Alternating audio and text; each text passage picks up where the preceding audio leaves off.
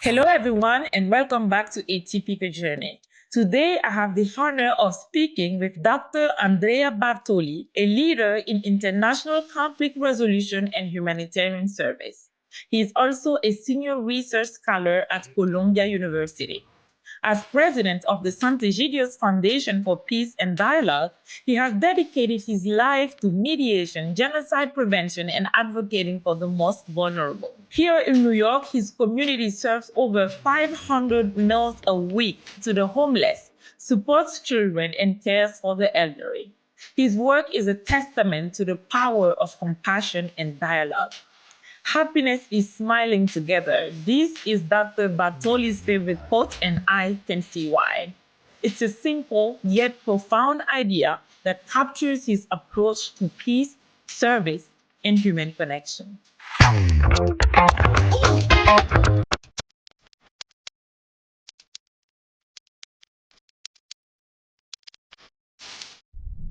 Thank you so much, Dr. Bartoli, for joining me. I'm so excited to have you with me today. We are going to learn a lot from your life journey and the testament of all the work you've been doing so far. Thank you. It's a pleasure to be here. It's an honor to be here. It's a testament of your capacity to invent things and make things happen. So I'm delighted to be here and have this conversation. Sometimes Thank I you feel that so when you much. speak about me, you are a little overly generous. It's okay. It's good to start somewhere. Whatever I said is maybe just a little fraction of everything you've done, everything you've accomplished, and you're still doing here and all over the world. There's no question about that. So, as I was saying in introduction, you dedicated your life to peace, dialogue, service. When you go back to your early life, has there been any experiences that has shaped this commitment? Was it something that you could foresee? Did your parents model this to you, or was it just a mere accident? So I don't think that there are really accidents in life. I think that in my case, I was clearly privileged to be born in a relatively wealthy family with a mother that was an educator and was convinced that the children had to be encouraged in becoming who they are. She was a Montessori professor. She taught those principles and applied them at home. So it was clearly the product of this kind of approach. Um, I'm also the result of an invitation that my older brother Marco, made when I was the freshman in high school to come and join a small group of friends that call themselves the community, la comunità in Italiano. And it was a group of friends that was trying to live the gospel, serve the poor, read scripture, befriend, pray. And I joined simply because my brother invited me, and I liked the place, I liked the friends, I liked what they were doing, I liked what we wanted to do, I liked what we were trying to do. It was in 1917, so clearly way, way, way before you were born. And it was so in a completely different cultural setting. But I think that it's an important feature in many lives.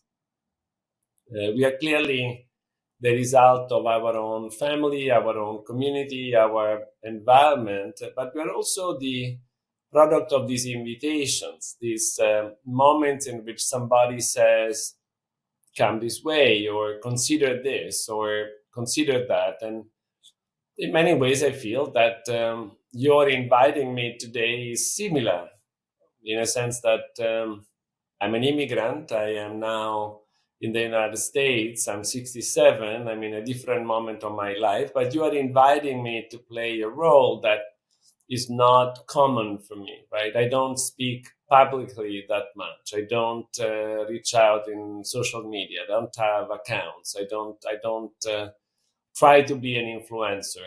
I'm not in that space. And I marvel at your capacity to invent something from nothing. But in many ways, I feel that this notion of invitation is a very important one for all of us. That life changes dramatically when we receive an invitation, when we consider an invitation, when we welcome an invitation, when we accept that the invitation can steer us in a direction that we would not expect before. Of course, when I joined the community in 1970, I didn't expect to live the life that I'm living now. I didn't expect many of the things that happened between 1970 and today. But I do recognize that as a turning point, as a moment in which my life changed significantly. So I would say that more than more than an interior moment, more than a moment in which I did something or I decide something, I think that the turning point was this response to an invitation. I'm pretty sure that all of us have had those type of invitations that have been determining in the next course of our lives, but oftentimes it also has to coincide with something that you have internally, predispositions that you already have with certain things. Have you always recognized in you that need to help others? Growing up, were you sensitive to the causes of others? Were you even aware of it? You mentioned that you came from a relatively privileged family. Were you aware of the world around you and the suffering of others, or that was a learning thing that you had to do after you joined Sant'Egidio in 1970? I was a freshman in high school. I'm not sure that I was really aware of the suffering of others. There was certainly a general awareness of people being in need around the world, people being hungry around the world, people being thirsty around the world, people not having schools or not having quality of life that they would like to have or they were hoping to have, and so on. I was certainly somewhat aware of the violence of war, of the absurdity of war, and that was clearly already significant in a series of images that were shared. When again, you are certainly not familiar with the same images, but there is this incredible moment in which Buddhist monks choose to die in a flame to protest American bombing of Vietnam. So this is a very, very, very, very important moment for the world as a whole, in which you have this very pacific, peaceful man accepting to be burned alive by himself as a way to send a message. So when you see something of that kind, you cannot but stop and say, what is happening here? Why is this happening, and so on. But one thing is something happening in Saigon. One thing is happening in Vietnam is literally on the other side of the world from Italy. And one thing is to encounter somebody that is near you. So I think that the big change when I joined the community, and at that time it didn't even have the name Sant'Egidio, it was really just the community. It was the encounter with somebody, with children, with families, with people living in different houses. They were baracche. Baracche is shanty constructions, made of nothing, that were positioned in a very precarious area of the city. So I think that the big difference there was the movement from an image or a general understanding, a theoretical understanding, if you want, and the actual knowledge of somebody, that his name is Luigi or Carlo or Giovanna, where the difference is very intense, because clearly you go home and you have a certain quality of life, and they are there, and their experience of life, family, school, transportation, everything is very, very different. So I think that the major change that the community allowed for me and for many others over the year is this movement from an idea of poverty and the encounter with the poor as a person in a certain situation. Has faith played a big role in you deciding to turn this peace building and humanitarian work into your actual life mission? Did you grow up very religious, and did that also help in choosing that career path? So, a few responses. The first, yes, my both my parents were devout Catholic. My father coming from a slightly more traditional upbringing, a very very spiritual mother. My grandmother Rosa, a beautiful family prayer life that actually touched my mother. Was coming from a much more secular environment. Her parents were very much not religious. They were maybe formally religious in terms of going to church for a wedding or something like that, but definitely not religious in terms of spiritual practice, understanding of the world. They were much more expression of the laïcité, we would say in French, of a certain secular upbringing that would put religion in a very marginal place. But my mother was deeply affected by my mother, when they were engaged and so on, and was definitely consoled by these family prayers and this sense of a rhythm of life that was spiritually open. So clearly, this was passed on to to the children. Now is probably different. You have the first three that are fairly religious. The other two are much less. One changed religion, became Buddhist. The other one is clearly agnostic.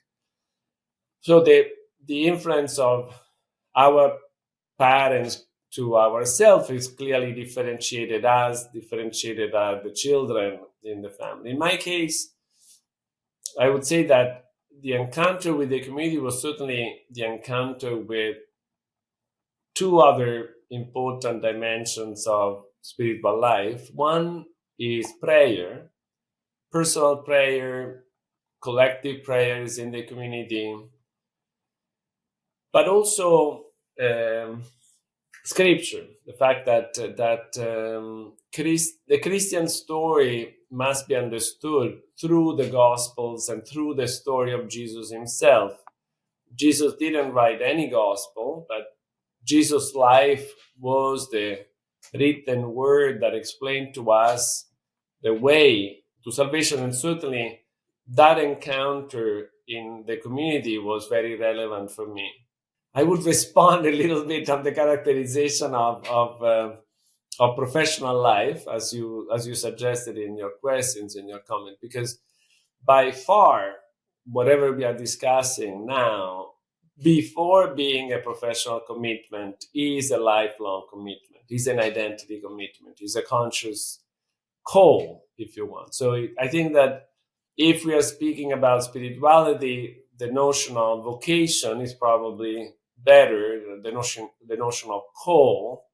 So another way of looking at the invitation that we were speaking before is that invitation by my brother was actually the encouragement to consider a call that was actually spiritual in nature, that was in Christian terms coming from the Holy Spirit.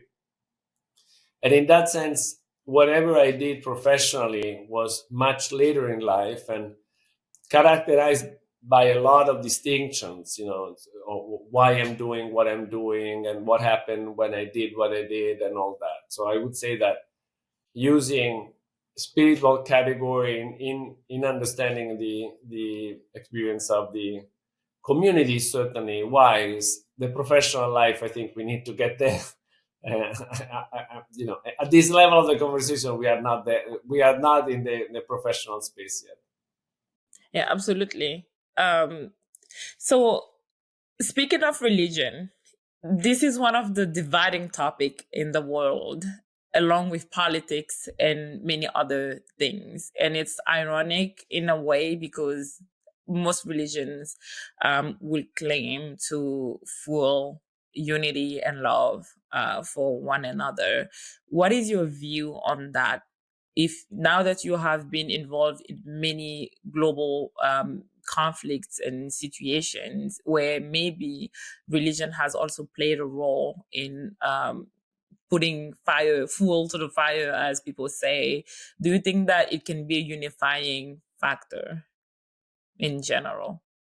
So I think that it's good for us to make a few distinctions. There is religions as a spiritual experience. And I think that generally speaking, we are living in a time, in an age in which spiritual awareness is not very common. There is actually sort of an aversion to that, especially in the West. In other parts of the world, it's probably different, but certainly in the West, in many areas that are still, for different reasons, very secular. I think of China and but also Japan, many other places. The secularity, the division of the spiritual experience and the life experience of many is of separation. That's number one.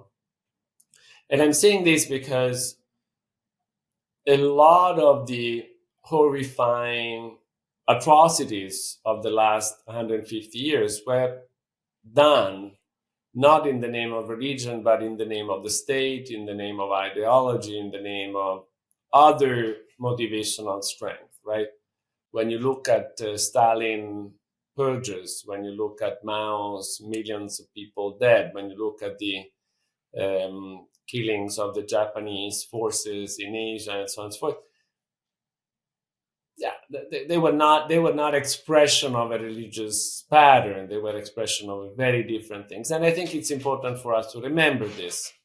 I don't disagree on the role of religion as a fuel for conflict and so on, but I think it's important for us to say that in the span of the life that I shared, right, the life that I had access directly, my father, my grandfather, the large majority of the killing of humans by humans was not connected to religion, but was connected to secular ideologies. This is number one. In terms of religion, there is also, in addition to the spiritual experience, religion as an organization, as a network, as an historical expression. And what we see everywhere, if you look at all major religions in terms of numbers and relevance, right? Judaism, Christianity, Islam, Buddhism, Hinduism. The level of differentiation is enormous. So it's very difficult to speak about Christianity. You have so many different Christian denominations, expressions, and so on. That is mind-boggling, right? If you are not a Christian and you look into Christianity, you don't see Christianity. You see Anabaptist Christians, and even within the Anabaptist Christians, you see a lot of differentiation. If you look into Catholic, you don't see only the Catholic Church, you see Catholic Church and an enormous differentiation. And this is a differentiation that started immediately. It's not that this is the result of some evil plot that happened just 20 years ago, 200 years ago, or just in response to secular strength and so on and so forth. Immediately, from scripture, we know that already when Jesus was alive, there were division and differentiation. As soon as Jesus is dead, there are differentiation. As soon as Jesus is risen, there are differentiation. Paul, that becomes, the apostle of everything, at the beginning is ostracized, even after the conversion, and even after Ananias says, but this is a good guy. This is actually converted. This is one of us. And then a lot of people say, no, this is not true, and so on and so forth. Paul speaks about divisions within Corinth and many of the communities. So the idea that religion is one is a little bit disconcerting, right?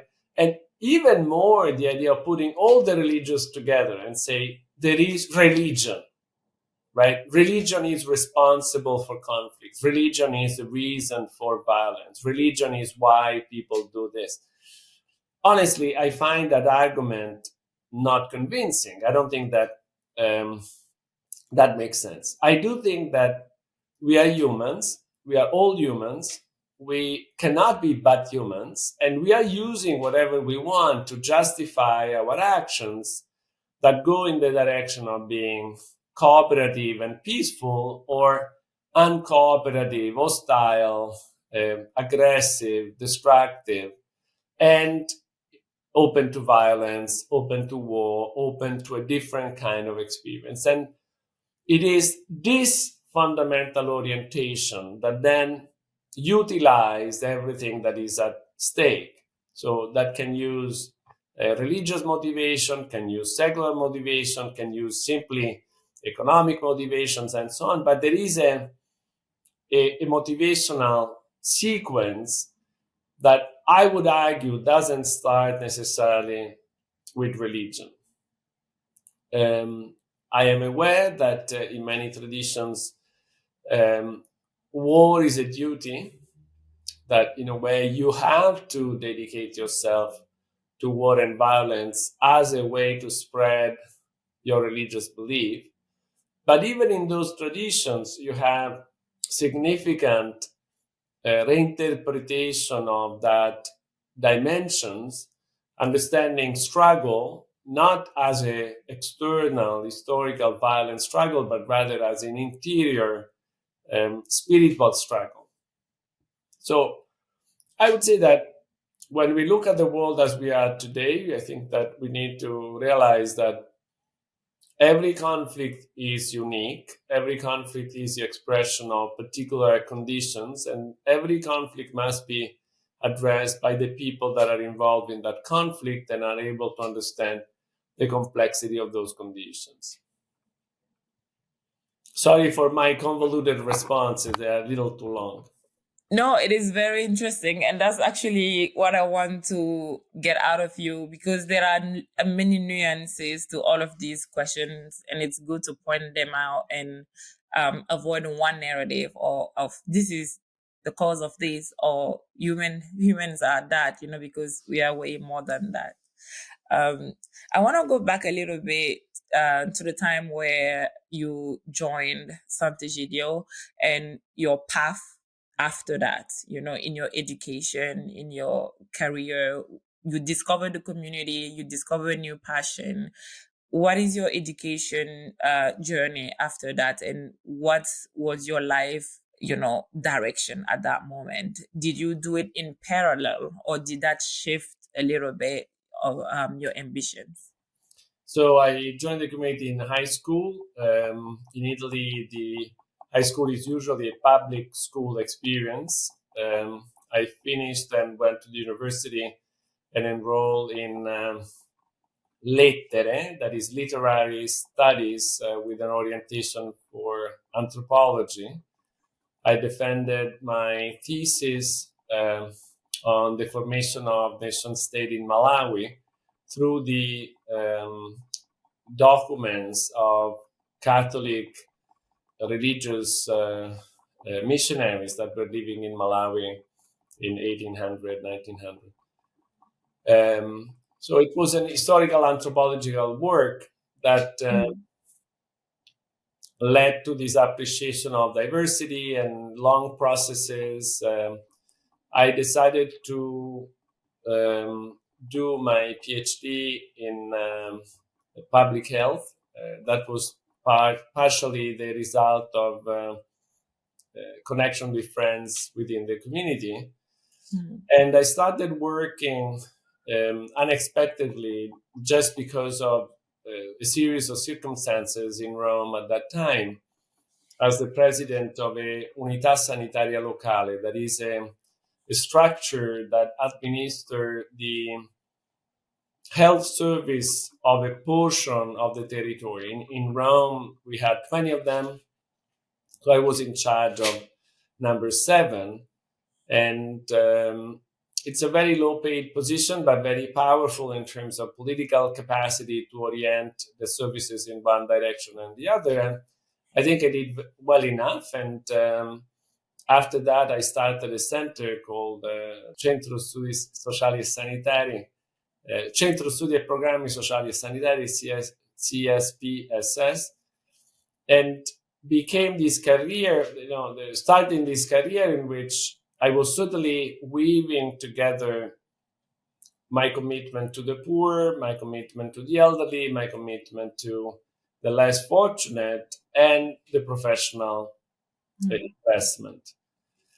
We need to share with everybody, with the listener, that Sant'Egidio is not an NGO. Sant'Egidio is a religious family, and so it doesn't pay people. This is not an organization that you work for. This is an organization where everybody has her or his own work and then contributes to the community. So the relationship between the professional investment and the community is reverse. It's not that you work for the community, but rather you contribute to the community because you work somewhere else. Mm-hmm. So this was my career path when I was in Italy. And then in 1990, the community invited itself and then contributed to an emerging peace process in Mozambique through the role of Archbishop Gonzalez, that was a very old friend of Sant'Egidio, that became the key player in the relationship between Renamo and Frelimo, the government of Mozambique and the guerrilla movement of Mozambique. And because he was so key, two members of Sant'Egidio, the founder of the community, Andrea Riccardi, and a priest of the community, Matteo Zuppi, who is now a cardinal, Cardinal Zuppi, Archbishop of Bologna, became part of the mediation team that was led by an Italian parliamentarian. So I was at that point helping this process. I was advising, accompanying, serving this peace process. And in 92, the agreement was almost about to be signed. We decided to open an office in New York. I was asked to came to the US. I needed to have a job because I needed to do my work with the community.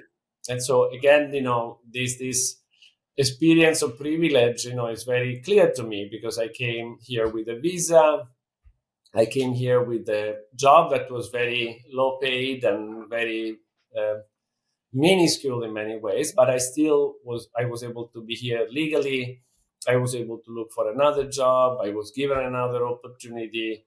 I started working at Columbia University. So in this case, I would say that the experience is not only an invitation, but a sort of a new exploration in a new world. And it was certainly startling. You are an immigrant yourself, and you know how big the difference is from one world to the other world. Yeah. And so at that point, I think that in my mind, it was very clear that I needed to keep my commitment as a spiritual person trying to live the gospel and serve the poor and pray and be friend with the others, and professionally to live an autonomous life, a contributing life, and then providing for the family. I got married here in the United States, got two children, and so at that point, the family dynamic became also very relevant. It's interesting that you approach your arrival to New York City and your first years here in a light of privilege, and I think this is the result of you having been around so many people who have maybe faced harder challenges than you, but it can't be easy, no matter where you came from or the circumstances that you came with, to relocate to a new country, different people, different language, your family is back there. So, like, how did you really feel when you first moved into New York, and what are the challenges that you had to face, irrelevant of people who have faced much harder than you? I really appreciate your perceptiveness. I think you're absolutely right that this awareness of privilege is subsequent. For many years, my self understanding was actually much more marked by what you are describing as this experience of bewilderment and being lost and not knowing English, learning English in a library in Queens, and being asked to do things that were strange and difficult and challenging and out of place. And so I definitely think that the experience of being an immigrant, on one side, clearly I have the awareness of others having a much harder life, in making the move. But on the other, I definitely feel that there is an extraordinary bonding, just because other people are immigrant, and I feel with them a certain degree of um, companionship, of fellowship. Even with you, Mhm. in many ways, you know very well how close I am Yeah, to Burkina community. I didn't absolutely. connection with the Burkina community. It started here in New York because Burkina are clearly not native of the U.S. They came to the U.S. as I came to the U.S., and we all came experiencing this world as a world in which we are trying to fit, but at the same time we are trying to contribute. And I think that this is what I'm trying to convey in my relationship with many migrants. I think that many people misunderstand the experience of the migrant. Many people misunderstand how the push is strong in terms of moving away from something, Mhm. how the pull is actually much more from this desire to do more and better rather than the attractiveness of the new situations. Actually, as I said, I certainly experience it in a very mild way as a privilege things, but the idea of the distance, the idea of the rejection, the experience of being in another world and unable to connect as the others, as the native, as many others, is very, very present in the life of many migrants. Mhm. I think that to help the world at large to understand migrants better, I think it's a very important point for me at this point. You mentioned that people don't work for Sant'Egidio. We don't come to Sant'Egidio to find jobs. And that's actually very important. And I think this is what makes the difference with the Sant'Egidio's experience, because everybody is there because they really feel good to be there. They feel as a family and they really feel that they can contribute. It's not, let's pretend to care for a cause so that I can have a position. That also means that when you came here, you needed to also like find other jobs. You said you came with like a small position that wasn't very well paid. We know how expensive New York is, apartments, cost of livings, and all of that. How did you navigate all of that while also trying to help? So I was very lucky. I was given this opportunity to teach sociology at the Italian school. They gave me $5,000.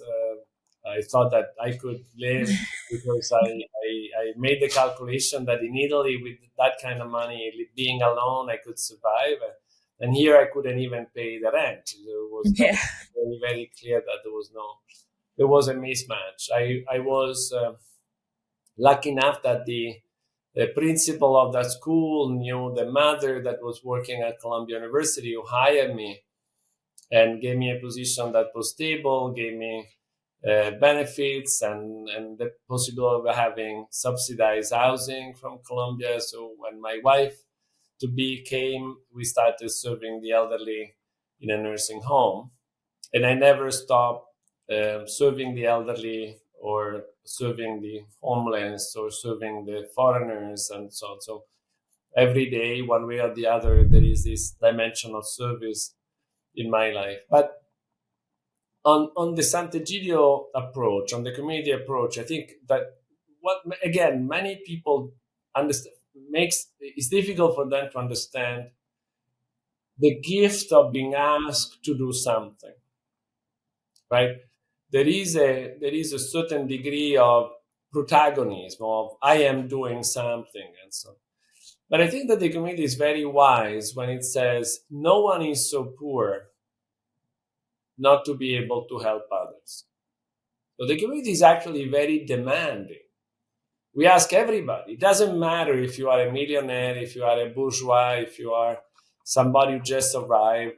The logic is that everyone can help, everyone should help, everyone is perfectly capable of understanding what I can contribute to life, to others, to myself, and so on and so forth. So I think that, again, the logic is less organizational, is less around activities. So Sant'Egidio, I think, is better understood not as an NGO that does activity, that does education or that does service for the homeless and so on.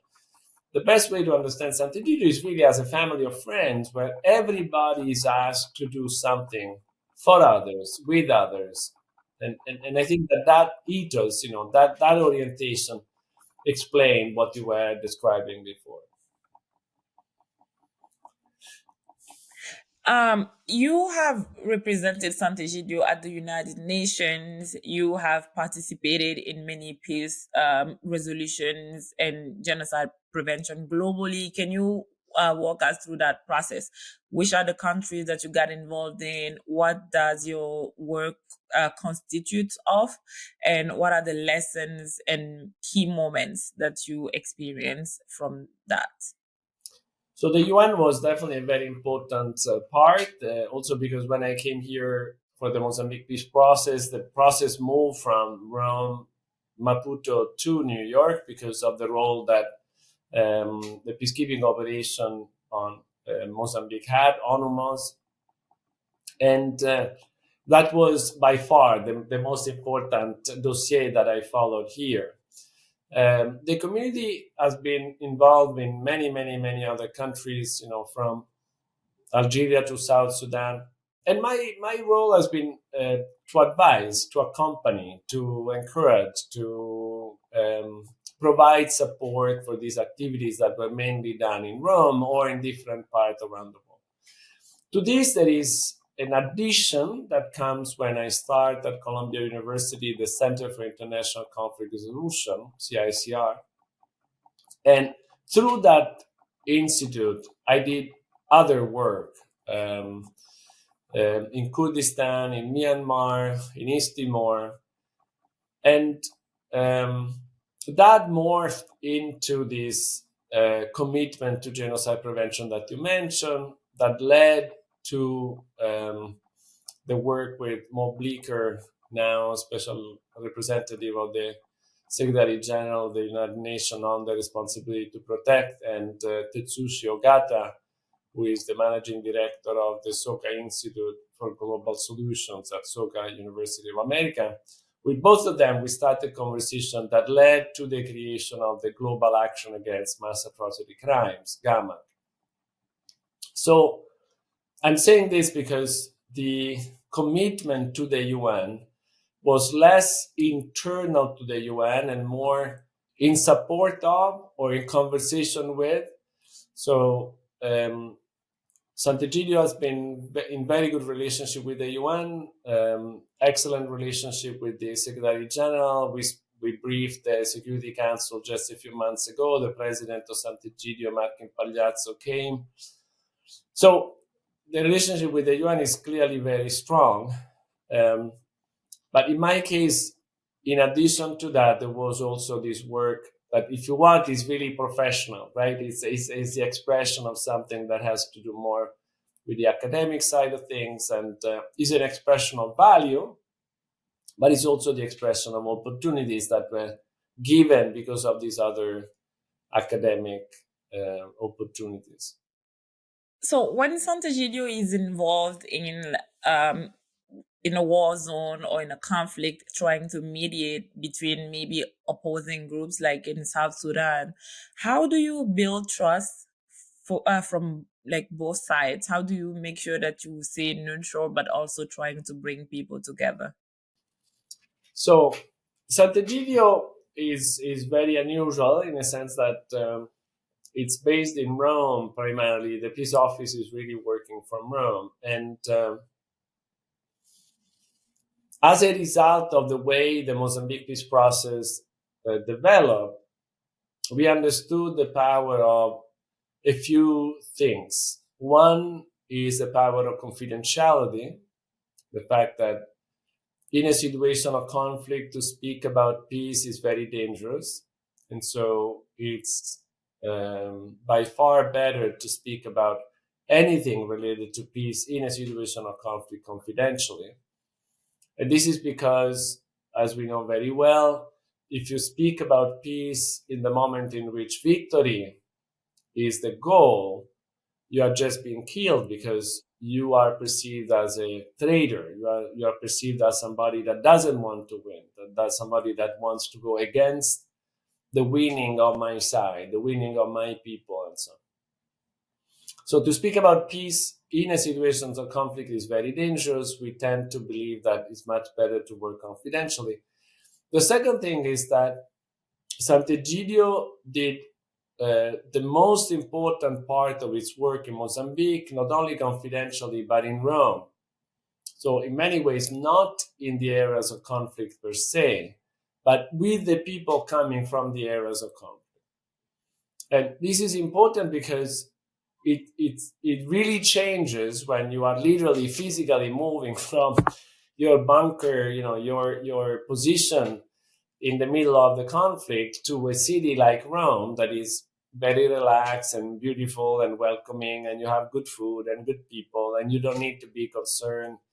So there are suddenly other opportunities, right? To say, Yeah. to think things, to imagine things that would not be otherwise possible. So Mm. I think that these two elements are very, very important. So I wouldn't imagine Andrea going to the Sahel and start speaking with people on the ground. We are not humanitarian workers in that sense. We are present Mm. in many, many countries, especially in Africa now. We have 23 countries where Sant'Egidio is present, but it's present through African members of Sant'Egidio that are local. You don't have missionaries. You don't have people coming from Italy or the United States. These are Burkinabe, they are Mozambicans, they are Malawians that are there. They heard about Sant'Egidio, started living the same way. So Andrea doesn't go to the front trying to make peace. Mm. Andrea advises the peace office in Rome when they try to speak with somebody who is in a situation of conflict and is considering alternatives. And in this sense, what you were saying about trust is really decisive. So the first trust is not between the two enemies. The first trust is with us. And if you come, you must trust us enough that you're not going to be killed, that you're not going to be put in prison, that you're not going to be mistreated, and so on. So that we Mm. will listen to you carefully, that we will take your interest, uh, at seriously, and so on and so forth. So I think that the first trust that is actually operative is the trust between the player, the protagonist of the conflict, and the members of the peace office, Sant'Egidio, and so on. And in this, again, there is a very realist approach. Sant'Egidio believes that peace doesn't come as an ideal and doesn't come because we want peace, but peace comes as a reasonable choice by those who are making war. So in order for peace to come and be real, you need to convince those who have the capacity to make war, who are actually making war, who are actually killing people, who are actually conquering territory, who are actually creating military movement and solutions and so on, that the peace solution is actually preferable for them. So Sant'Egidio doesn't in a strange way, it doesn't advocate for peace. It works for peace in a sense of strengthening the determination of people in war that peace is not only possible but preferable. With that, do you have any hope for the Middle East, I, especially with the I do. Israel I do. Palestinian issue? I do. I do because I think that peace is better for everybody, and I think that the sooner we engage in serious peace talk, and this is not just about Israel and Palestinian. You know, it's a very important observation that this ceasefire that they negotiated now, we hope that it will hold and so on. But it was achieved through the participation of many. Qatar first, and many others, including the US. And I think that this is true in many situations. You know, peace must be made by those who can do war. And I do hope that the Middle East will find a way, and actually that will hopefully lead the world as a whole, you know, in renouncing war and violence as the options. I'm not stupid.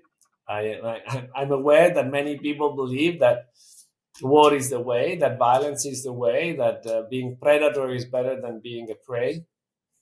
But I do believe that many others, actually the great majority of humanity today, is very well aware that the answer is not war, the answer is not violence, the answer is not oppression, the answer is not exploitation, but actually cooperation. Is what you're doing with me now, right?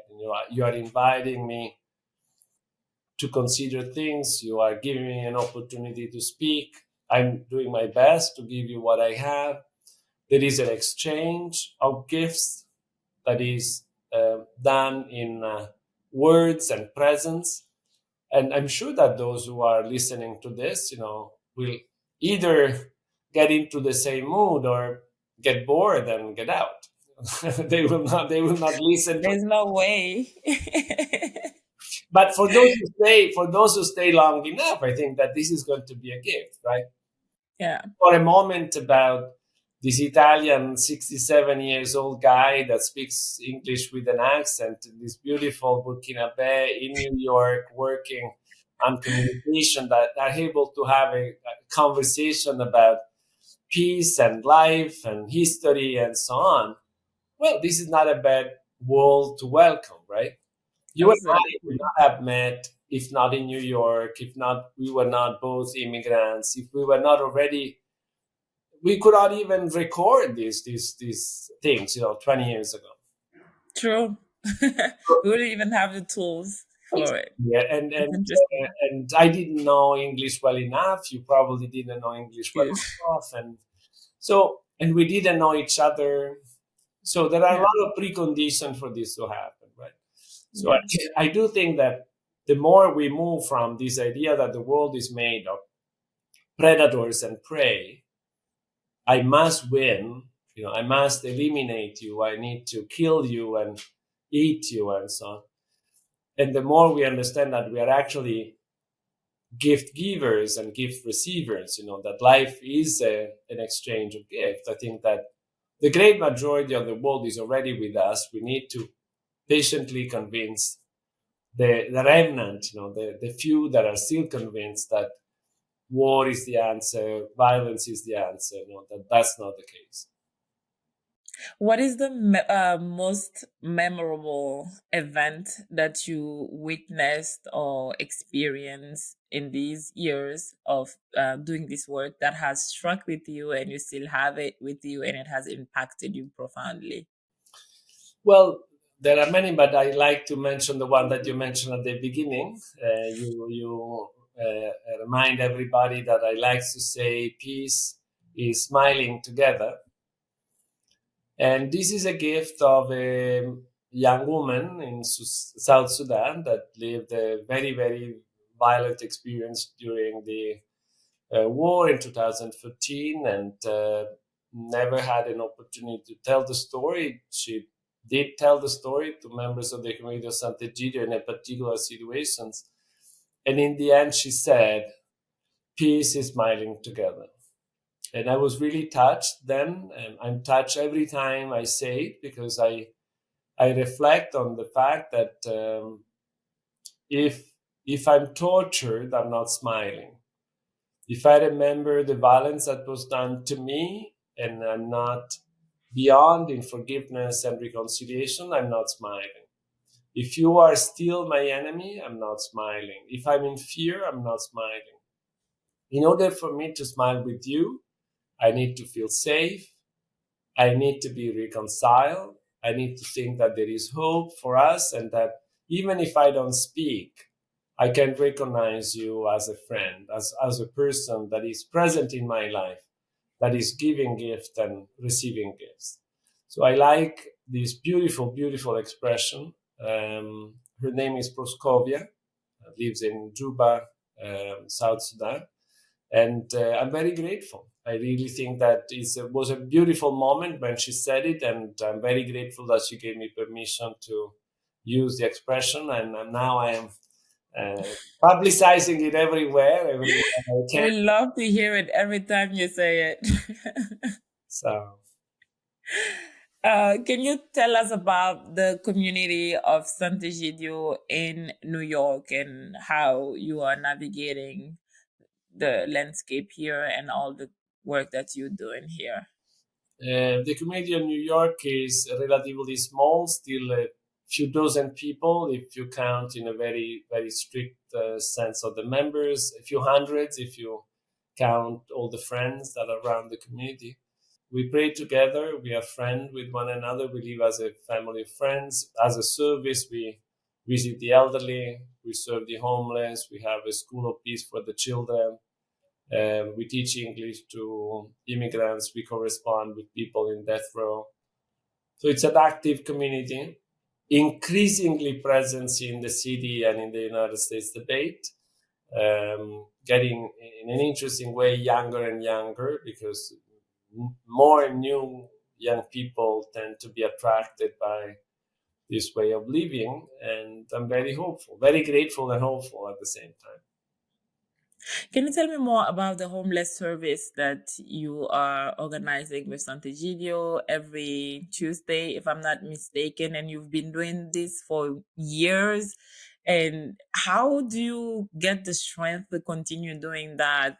Is it a little bit challenging to keep on going? Do you have support, the support that you need? And what are the misconceptions that people have about homelessness?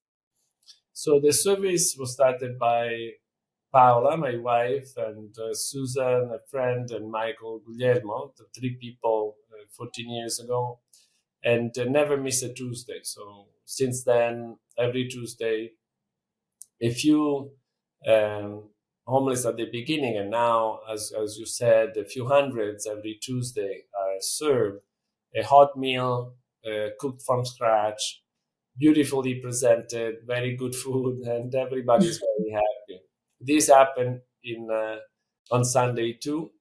We on Sunday we give only sandwiches and coffee. We don't have the capacity to cook twice. We have enough support, but the support is growing, and I think that it's a sign that a lot of people in New York would like to do more, and they don't know how to do it. So Sant'Egidio provides a space and the mode for this to happen. I think that there are many difficulties, but all difficulties are always, part of life, and they are an invitation to do better, to solve problems, and so on. So at the moment, we feel that this is a very good service, and we are eager to continue. Hopefully, working even more on housing to make sure that people can go into more stable solution, and also employment, making sure that people, if and when it's possible, they will find employment. Meanwhile, you have a lot of services around documents, about addresses, about legal services, and so on, that for many prerequisite to get housing and employment. All of this is super duper important. You mentioned teaching English to immigrants, which is very crucial when you get to the United States and you can't speak English. literally it's like you are handicapped because there's not much that you can do. Teaching the youth with the Peace Academy, this is all very important, and I really want to give you space here to tell the listeners and the viewers how they can support, how they can spread the word, and how they can join. I'm pretty sure that some people would like to volunteer and maybe they were not aware of it, or they don't know how to effectively contribute. So what are the ways that people can support the community of Sant'Egidio in the work that you are doing? So first of all, reach out. I think that that's a certainly great way to support. Just reaching out and knowing that you are there and that you would like to help and that you would like to just say that what you are doing is good. So please send an email. Uh, Kate again can probably put this in the chat, but the email is Sant'Egidio, Sant'Egidio, Sant'Egidio USA at gmail.com. So thank you, Namketa, for this. I think that the first things is to be in touch. Let us know that you are there. Let us know that this segment was of interest for you, that you want to get in touch with Sant'Egidio. The best way is through the email, sant'egidiousa at gmail.com. Sant'Egidio is Sant'Egidio USA, Sant'Egidio USA at gmail.com. Or just call me, 646-644-3996. People will blow up your phone. It's not a problem. I'm a public person at this point. It's many places online. So, but Okay. my hope is that this contact will be an invitation to go back to the beginning of the talk, right?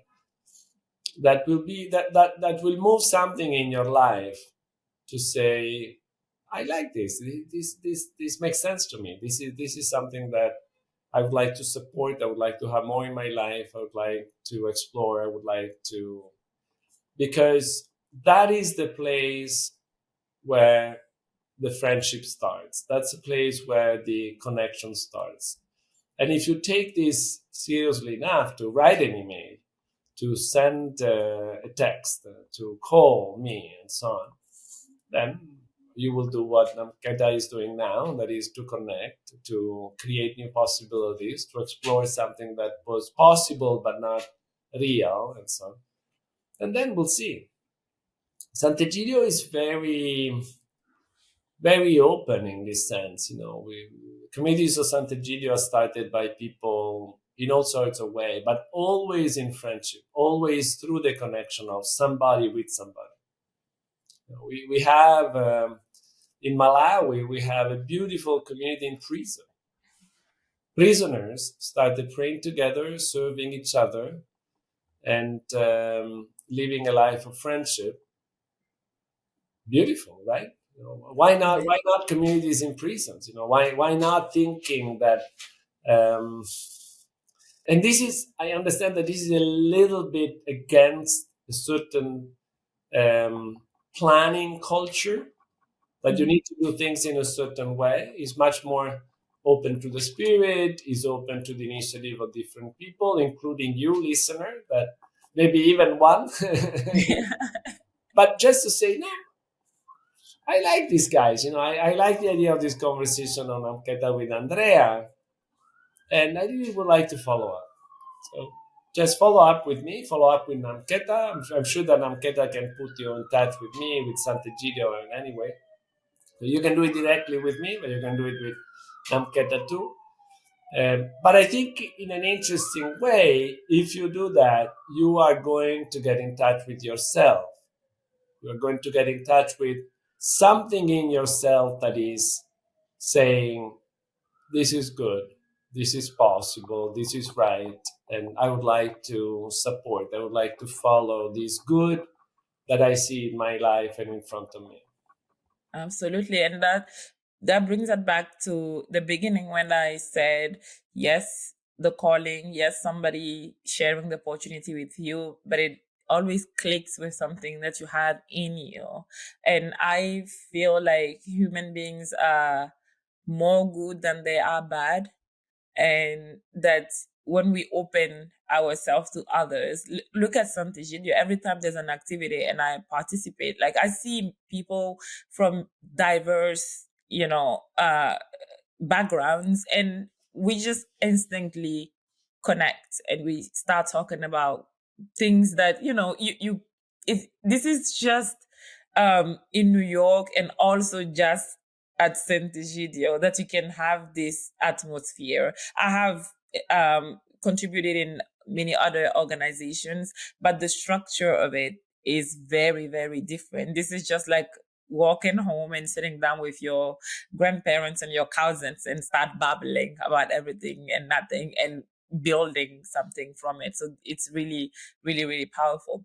There's a question that I usually ask my guests. Yours, I think it's going to be interesting because you are such a positive person that I don't know if you have an answer for this. Has there been a time in your journey where you felt so low, so down, and you were like, should I give up? This is difficult. I don't even know where to put my head. I'm lost, and what's gonna happen to me? Has there been any moment like that in your life? Definitely, definitely. Even today, but especially when I was midlife, in my 30, there were several moments in which I was definitely lost. And there was a sense of anger, and there was a sense of confusion, and I'm grateful for the many friends that were around me, and I'm clearly grateful to the Holy Spirit that led me in different ways. But um, in many ways, I actually feel that the experience of the migration was very helpful for me. Was this moment away from and into something. Mm-hmm. I think that I got out of those moments by this moment, by moving away from something into something else. And again, the logic of the invitation is very important, very powerful. The fact that I am not lost alone, but I am found by somebody, right? I am found. There is this beautiful parable that Jesus uses in the Gospel of the prodigal son that um, in English says, he came to his senses, right? He comes back into himself. And it's in that space that the Spirit speaks, and he goes back to his Father and find himself, because the Father gave himself to himself as a son, and celebrate this and so on. So I think that again, in terms of the cultural difficulties, I think that Sant'Egidio is not a self-help organization. It's a spiritual family where we recognize the responsibility we have for one another in a discipleship in which we need to be accompanied, we need to be strengthened, we need to be healed in many ways. So, yes, the answer is yes to your difficult question. So when you get yourself into situations like that, for the listeners and the viewers, what is your advice to um, not sink in and to be able to get back up? Be silent, seek friends, and be open to the life that is there anyway. I think that life is calling us. Life is always calling us. Life is not only us. And whatever is happening to us can be turned into this invitation that I mentioned. For those who are Christians, I think that meditating on the passion of Jesus is a very, very important step. One of the reasons I feel privileged, and one of the reason I feel ashamed in many ways of my privilege, is because if I think even remotely to the way Jesus was killed, I can't imagine the kind of pain that can come from having your hands, violated by nails and being put on a cross, and the body is really incredibly in pain, much more than I ever experienced. And I think that it's important for me and for all, to recognize that the challenges, the wounds, the difficulties that I faced and I'm facing are nothing compared to what Jesus went through, nothing compared to what many poor people go through today, are nothing compared to what